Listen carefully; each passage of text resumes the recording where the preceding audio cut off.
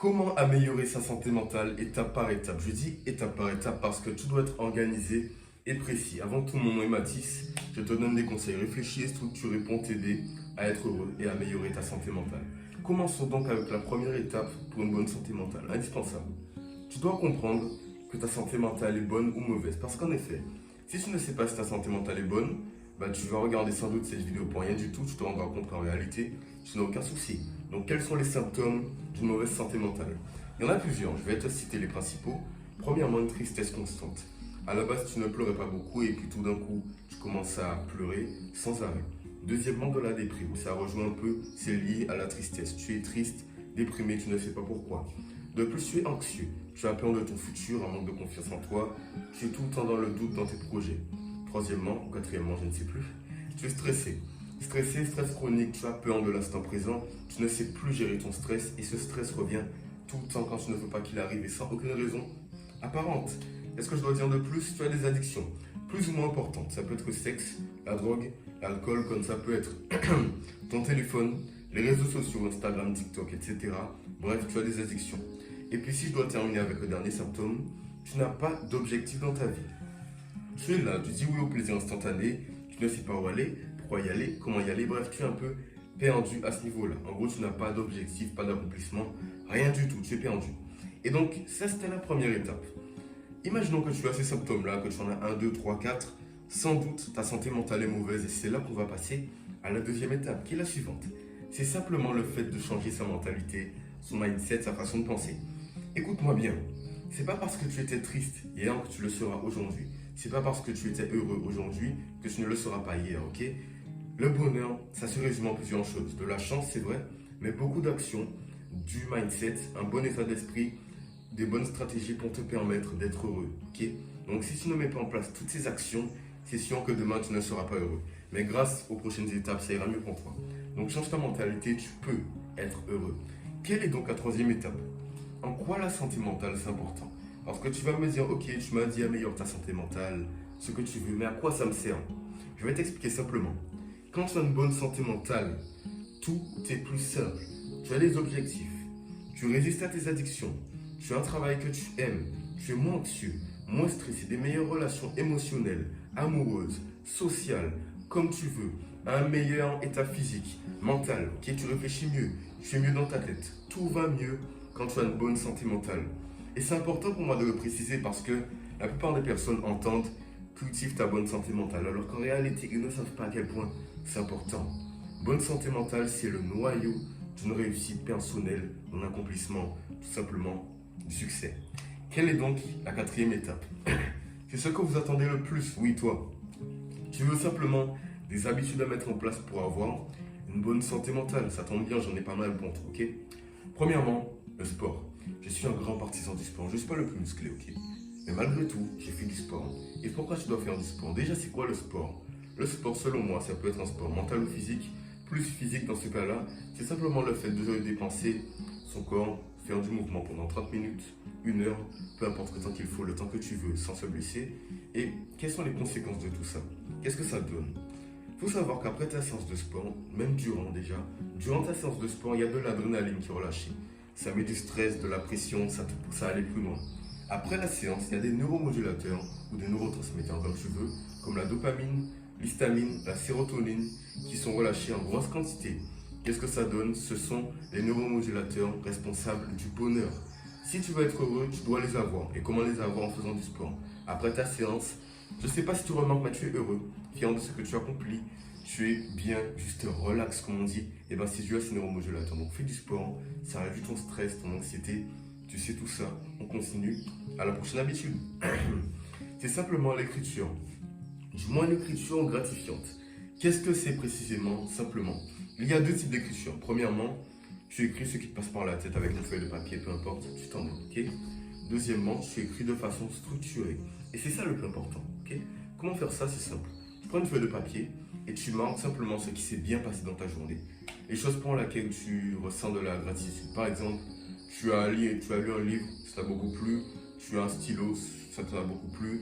Tu as une mère, un père qui t'aime, des familles, une bonne famille qui t'aime. Bref, toutes les choses positives de ta vie, tu les marques sur ce papier. Ça peut être des choses minimes comme des choses très importantes. Mais ça, c'est à toi de voir. Dans tous les cas, tu mets des choses positives. Et à chaque fois que ça va mal, c'est ce que tu fais. Tu prends cette feuille de papier, tu prends ton temps pour la lire et tu te rappelles, ok, j'ai pas ce qu'il me faut, mais je suis bien. Et liant ces choses-là, écrivant ces choses, ça te permet d'être motivé, d'être positif, ça réduit ton anxiété, ton stress et donc ça te permet d'être plus heureux. Donc oui, positivité, manque de stress, manque d'anxiété, c'est ce qu'il te faut et tu auras ça grâce à l'écriture. Donc, quelle est la prochaine étape? La méditation, et pas n'importe laquelle. La deep breath, ou appelée en français respiration profonde. En quoi ça se résume? C'est simple, écoute-moi, tu vas tout à fait bien comprendre. Tu dois inspirer de cette façon, expirer de cette façon pour diminuer ton stress et parfois même ton anxiété en à peine 10-15 secondes. C'est simple. Tu inspires une première fois, une deuxième fois, tu expires comme ça. Ça. Mec, j'ai fait ça une seule fois, je suis extrêmement déstressé. C'est ce que tu veux, non? Mets en place ce modèle de respiration. Ça joue avec ton diaphragme, ça réduit ton rythme cardiaque, ça te déstresse dans toutes les situations, conférences, spectacles, quelque chose qui requiert beaucoup de pression et beaucoup de stress. Tu peux mettre cette habitude en place et franchement, c'est que du bénéfice pour toi. Quelle est donc la prochaine habitude? Les relations sociales. Tu dois sortir. Si tu restes dans ta chambre, comme moi je fais, ne fais pas comme moi, ok? Toute ta journée, tu fais que travailler. Sache bien que ça n'ira pas bien pour toi, ok? Pourquoi? J'ai fait ça, moi. J'en ai fait l'expérience, ça ne m'a pas beaucoup aidé. Donc sors. Pourquoi? Parce que, écoute-moi bien, quand tu sors, tu vas voir du monde. Et qu'est-ce que ça fait à ton corps, à ton cerveau? C'est simple, tu rejettes de la sérotonine, neuromodulateur responsable du bonheur. Tu veux du bonheur? Va vers les gens. Sors, ne reste pas dans ta chambre. Et si on met de côté l'aspect scientifique, c'est juste bien de sortir. Parce que si tu es stressé, déprimé, anxieux, ce que tu veux, si tu as un ami que tu aimes bien, je peux lui dire, viens me voir, je l'ai déjà fait, viens me voir. On va parler de choses qu'on aime, on va parler de mon anxiété, de mon stress. Comment tu peux m'aider à gérer ça?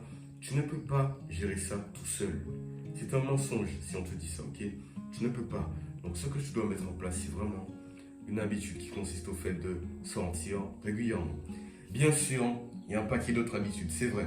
Mais je t'ai partagé les plus importantes. Mais avant tout, tu dois comprendre une seule chose. En gros, pour avoir une bonne santé mentale, c'est une bonne hygiène de vie. Dors bien, mange bien, pas d'aliments ultra transformés, pas de malbouffe, sucre raffiné, toutes ces conneries. Mange des choses agréables, du riz, des pâtes, bon des pâtes, ok, de la viande, de la lentille, bref, des choses naturelles. Demande à ton médecin. J'ai vu que le régime kétogène te permet d'être plus affûté dans l'esprit et d'avoir une meilleure santé mentale. Je pose ça comme ça, j'ai des études en description. Mais en gros, aie une bonne vie, sois soigné, sois bien coiffé, habille-toi bien, aie une belle montre, fais ce que tu veux, fais du sport, mais dans tous les cas, fais attention à toi et ta santé mentale va s'améliorer. Maintenant, passons à la cinquième étape.